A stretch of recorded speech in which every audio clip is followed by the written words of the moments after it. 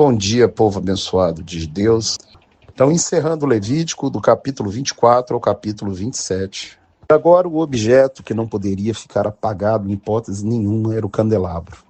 Ordena aos filhos de Israel que tragam azeite puro, e o sacerdote deveria manter aceso continuamente as lâmpadas do candelabro. O candelabro, ele representa o Espírito. Leia Zacarias, capítulo 4. Do 1 ao 8, as 7 lâmpadas são os 7 Espíritos de Deus. Eles estão em Isaías, capítulo 11, 1, quando fala assim: do tronco de Jessé sairá um rebento, e das suas raízes um renovo. A palavra renovo é nazareno. Repousará sobre ele o Espírito do Senhor, o Espírito de sabedoria e entendimento, o Espírito de conselho e fortaleza, o Espírito de conhecimento e temor do Senhor. Então, o símbolo do Espírito é o candelabro. Leia também Apocalipse 1,4, fala assim: João, as 7 igrejas que se encontram na Ásia, da parte daquele que é, que era e que há de ouvir, e da parte dos 7 espíritos que se acham diante do seu trono. O Espírito Santo é um, com 7 atributos que devemos manter aceso constantemente. Ele não pode se apagar na nossa vida. Leia 1 Tessalonicenses 5,19, fala: não apagueis o Espírito. Então você está vendo aí ele falando: traga azeite puro, para manter acesas as lâmpadas continuamente diante de mim. E na sua vida o Espírito tem que estar aceso continuamente. A Bíblia diz que a carne milita contra o Espírito e o Espírito contra a carne. O crente carnal, ele apaga o Espírito. Hoje, dentro da igreja, há pessoas que já apagaram o Espírito. Vão à igreja, cantam hinos e tudo, mas não tem mais o Espírito. E isso é muito sério, porque em Efésios 4,30 fala que ele é o selo, é a garantia que você vai subir. Efésios 4,30 diz: não entristeçais o Espírito Santo de Deus, no qual fostes selados para o dia da redenção. Havia de um lado o candelabro, do outro a mesa com os pães. E em frente ao véu, a cortina que separava o altar de incenso. E agora ele fala da flor de farinha. Flor de farinha é um trigo fininho para fazer os pães da proposição, que era a comida do sacerdote, era coisa santa, santíssima. A gente vai ver mais na frente o episódio de Davi, que o sacerdote dá para ele comer. E Jesus, ele cita isso para os fariseus.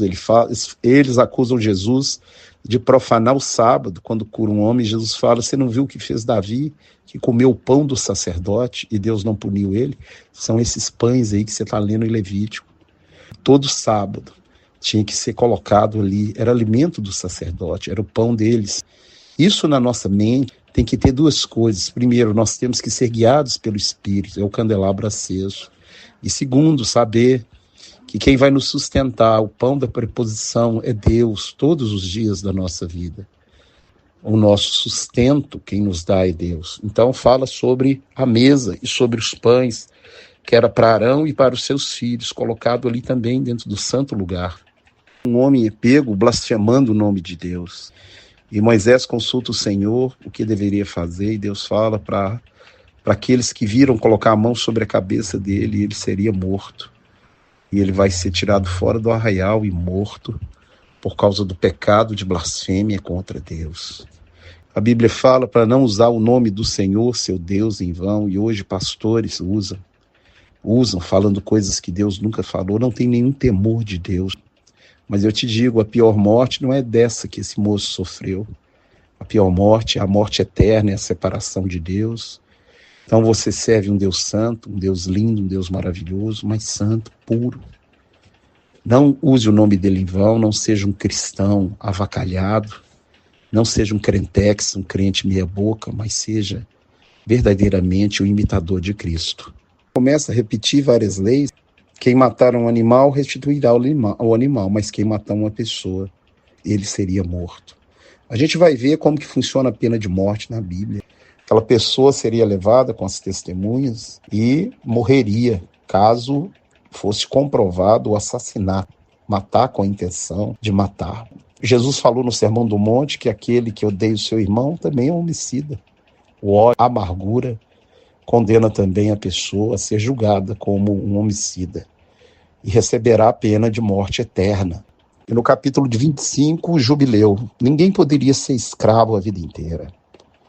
No ano do jubileu, tudo aquilo que foi tomado seria restituído, as terras que foram arrendadas, se a pessoa endividasse e fosse trabalhar como escravo ou como servente de outra pessoa, o jubileu sairia, retornaria à sua terra. No evento de Lucas 4, Jesus diz que vem apregoar o ano aceitável do Senhor, é o jubileu na minha vida, na sua vida. Vai explicando como que era o ano do jubileu.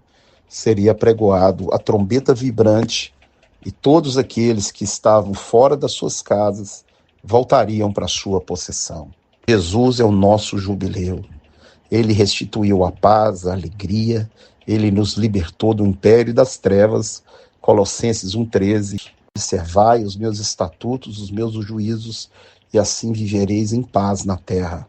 A terra tinha que descansar de 6 em 6 anos, que daria a bênção dobrada para que eles não precisassem plantar no 7º ano.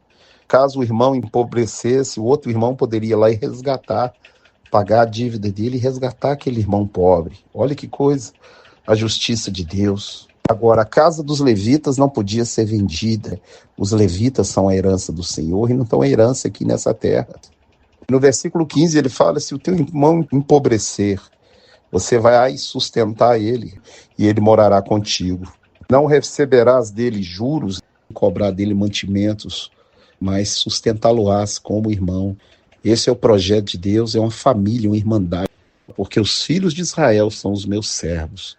Eu os tirei da terra do Egito para me servir. Não pode oprimir o pobre, a viúva, o órfão. Olha a justiça de Deus, como é que Deus é perfeito. Não fareis para vós ídolos. Deus abomina a idolatria. Trocar ele por qualquer outra coisa é ter ídolo. E nós temos que vigiar para não fazer os ídolos na nossa vida. Bênçãos decorrentes da obediência. 5 de vós perseguirão a mil, e eu andarei no meio de vós. Se guardar, se obedecer, eu andarei no meio de vós. Tirei vocês da terra do Egito, quebrei as suas correntes para que vocês não fossem escravos de ninguém. E nós, cristãos, não podemos ser escravos mais de nada. Da bebida, do vício, do mundo, das coisas desse mundo, nós somos livres para adorar, para servir ao nosso Deus. Se não me obedecer, se não me ouvir, as pragas, maldições, pestilências serão lançados fora da terra.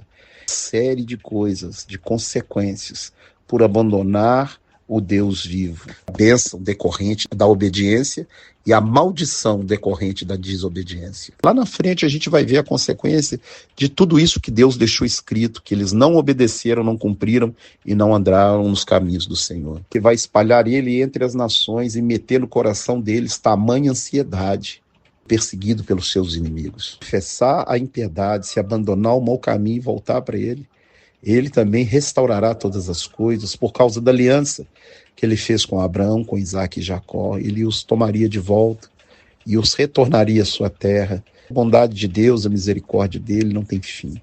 Ao mesmo tempo que ele fala o castigo pela não obediência, ele fala da restauração, caso eles retornem para o Senhor. Hoje você pode ajoelhar, pedir perdão a Deus, que ele vai te perdoar. Ele é bom. Abandone a prática do pecado, volte para o caminho estreito. Permaneça fiel ao Senhor. Quando alguém fizer o voto de uma pessoa ao Senhor, essa pessoa será dele. O voto de consagração, o resgate do primogênito, o preço que tinha que ser pago, porque todos os primogênitos são do Senhor, tanto dos homens como dos animais, e ordena trazer todos os dízimos da terra para o Senhor, porque são dele. Que Deus te abençoe e te guarde, te dê um dia abençoado, te livre de todo mal, em nome de Jesus.